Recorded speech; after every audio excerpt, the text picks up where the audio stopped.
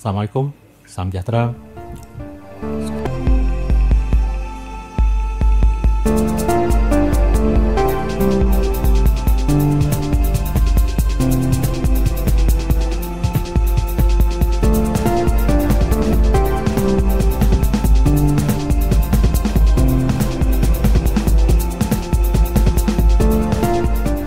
Kita mendapat kabar duka pemimpin Katolik dunia, Paus Fransiskus. Jujur saya kaget lah. Kenapa? Belum lama dia juga sudah berkunjung ke Indonesia. Kita cuma menyaksikan lah kesederhanaan hidupnya. Dengan datang mengendarai mobil biasa, tinggal di rumah konsulat Vatikan yang kamar sederhana. Paus ini dikenal sangat sederhana. Bahkan setelah meninggal, dia hanya meninggalkan uang $100. Saya kagum sekali, nah. Hidupnya dia itu hanya untuk mengabdi untuk Tuhan, ingin melayani Tuhan. Ada tuh manusia yang total ya, dia tidak menikah, tidak punya keturunan, berarti dia nggak perlu ahli waris, dia nggak punya harta, dia tumpuk untuk ahli waris. Terkadang kan godaan manusia itu terhadap anak dan keluarganya. Makanya dalam ayat Al-Quran itu ada satu ayat mengutip, waspadalah kamu dengan istri dan anak-anak kamu yang bisa menyesatkan kamu. Dalam hal ini maksudnya apa? Godaan terbesar seorang suami itu istri dan anak. Terkadang orang tuh berburu mencari harta dengan cara macam-macam, kadang-kadang cara buruk, kadang seperti tidak ada habisnya mencari harta, hanya ingin memfasilitasi istri dan anaknya. Di sini saya bilang sampai korupsi itu semua kan mereka hanya semata ingin memfasilitasi istri dan anaknya harta. Itulah dia berjuang hanya sebelum mati ingin dia mewariskan harta kepada anak. Ini juga godaan. Lah ini di Paus itu tidak ada itu godaan istri dan anak. Itu saya resapi terus. Nggak mudah loh. Maaf loh. Seks itu kebutuhan hampir semua manusia.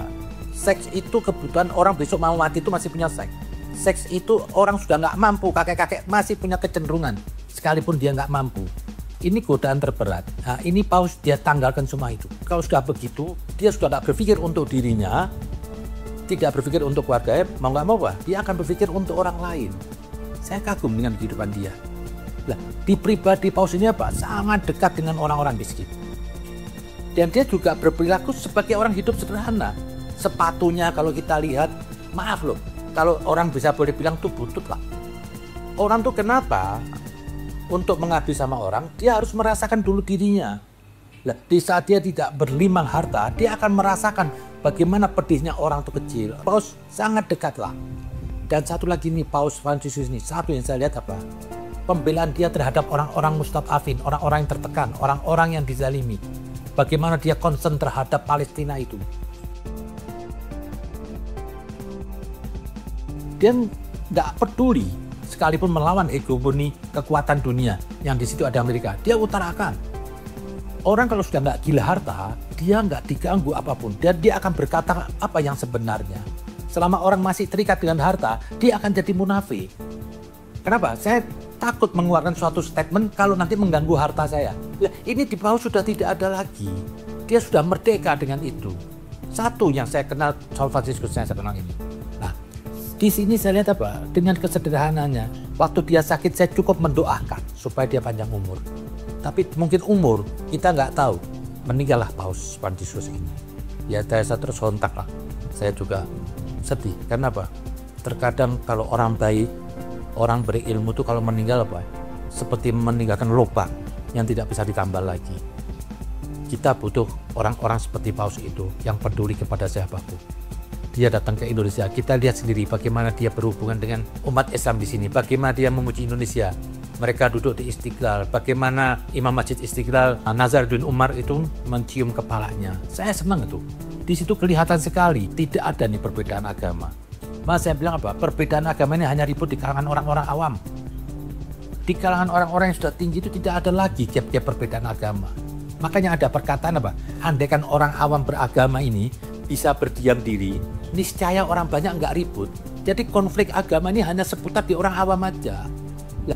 Saya melihat keberadaan Paus ini waktu dia juga pernah berkunjung ke Irak, mengunjungi satu ulama Irak, pemimpin tokoh Islam di Irak itu, yang rumahnya juga digam, sama-sama hidup sederhana ini orang, didatangin oleh Paus nih.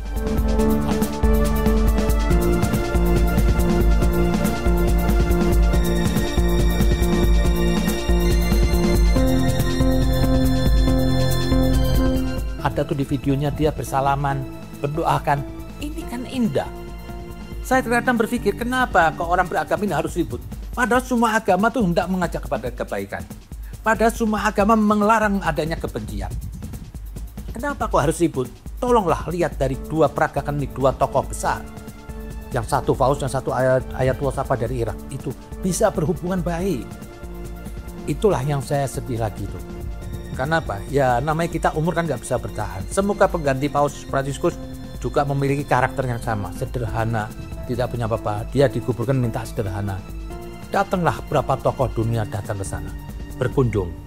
Nah di situ saya lihat di Indonesia diwakilkan oleh Bapak Jokowi. Tapi saya tuh sedih aja di negeri ini. Semua tuh serba salah, orang salah aja. Iya, itu tadi saya bilang, orang awam itu kalau berpikir isinya cuma bisa ngeritik, dia nggak tahu ilmunya. Loh kenapa seorang Pak Jokowi yang mewakilkan diutus oleh Presiden, dia berkunjung sana sebagai belasungkawa. Kan Pak Paus pernah jumpa dengan Pak Jokowi di Indonesia. Begitu dekat Paus dengan Pak Jokowi. Pernah suatu jalan diiringan, Pak Jokowi masih di belakang, dipanggil mana Pak Jokowi? Disuruh depan nih. Jadi tapi akhirnya apa? Terjadi suatu pandangan sinis. Kenapa kok Jokowi yang dikirim? Kenapa nggak wakil? Kenapa sih kok harus menggugat? Ini kan suasana duka. Bersyukur Pak Jokowi mau pergi ke sana. Jauh lokasinya. Nah, berkunjunglah di sana.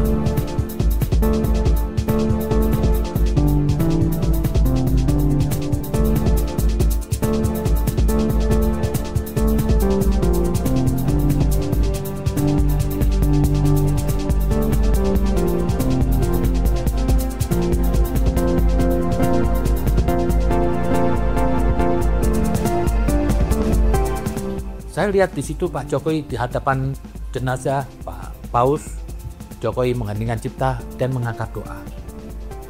Lagi-lagi saya terkejut lagi. Ada satu berita mengkritisi.